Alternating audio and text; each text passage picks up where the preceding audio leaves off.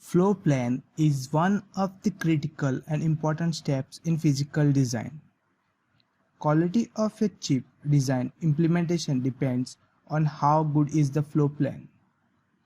A good floor plan can be make implementation process, which includes place, CTS, route and timing closure, a cakewalk. On similar lines, a bad floor plan can create all kind of issues in the design, that is congestion, timing, noise, IR, routing issues, etc.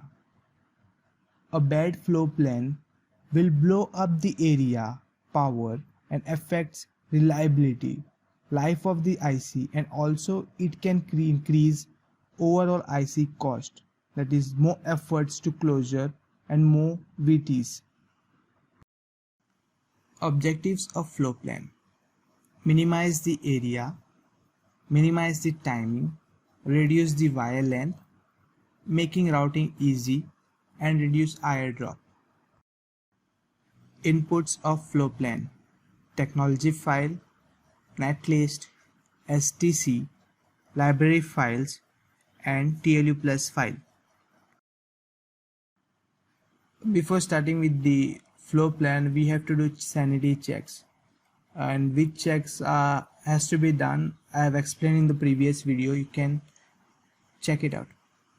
So the steps of floor plan are: first we have to estimate the die size, then go for IO port placement, then thirdly macro placement, then we have to create rows, then placement blockages, then power planning, and finally adding physical only cells. You can go through the floor plan flow chart as shown. I guess it's not clear. Let's zoom it.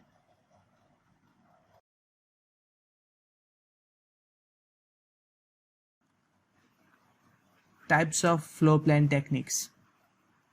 Abutted floor plan. Here channel-less placement of blocks are carried out.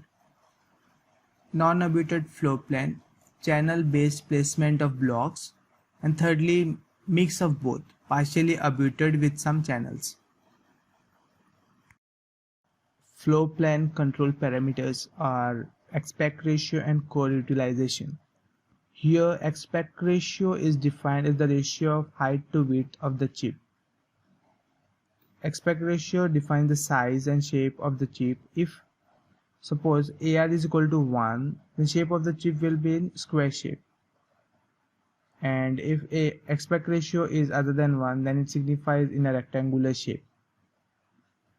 Core utilization defines the area occupied by standard cell, macros, and blockages. Core utilization is given by the formula standard cell area plus macro cell area plus pad area divided by total core area.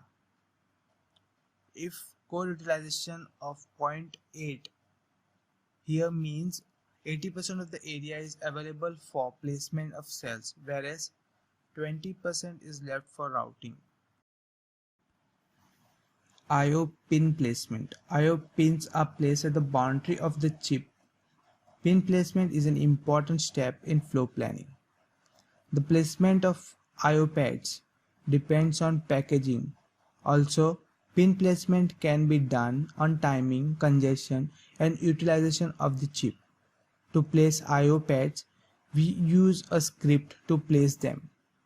If we are doing a digital block, we will need to place pins around the boundary to connect to the higher level routing.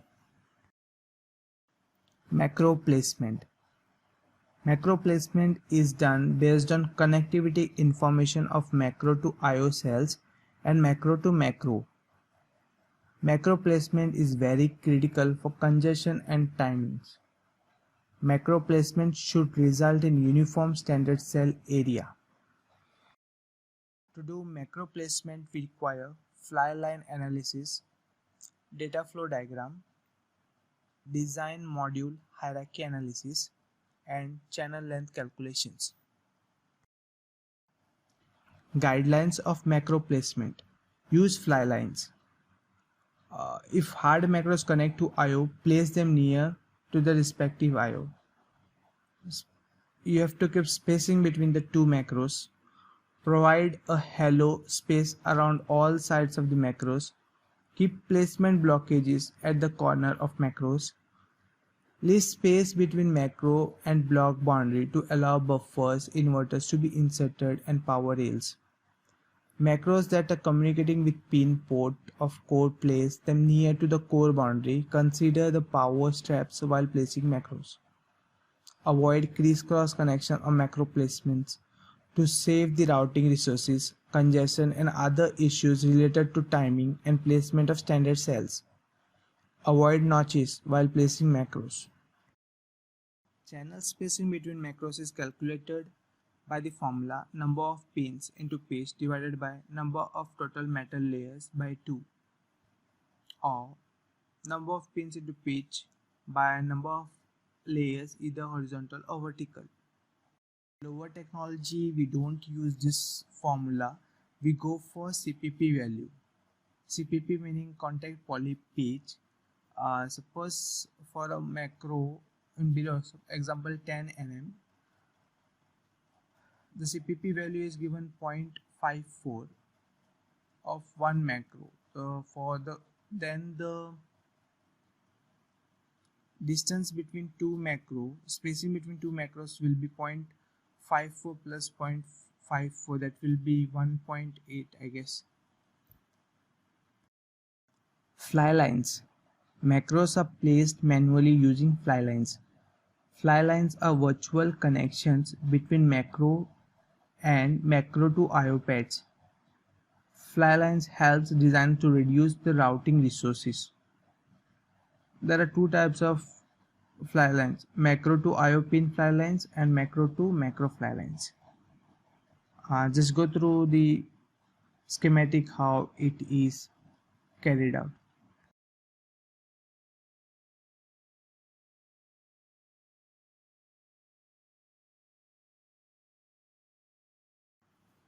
Keep out margin or halo. Halo is the region around the fixed macro in the design so that no other macros and standard cells can be placed near to macro boundaries. Halo allows placement of buffers and inverters in its area. Halo of adjacent macro can overlap. If the macro are moved from one place to another place, halos will also be moved.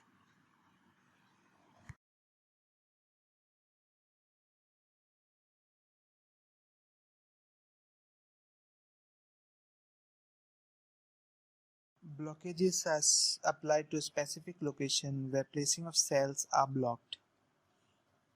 It acts like guidelines for placement of standard cells.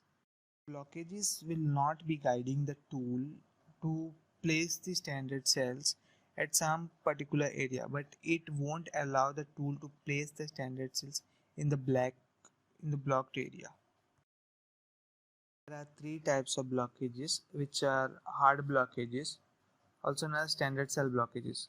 This blocks all standard cells and buffers to be placed.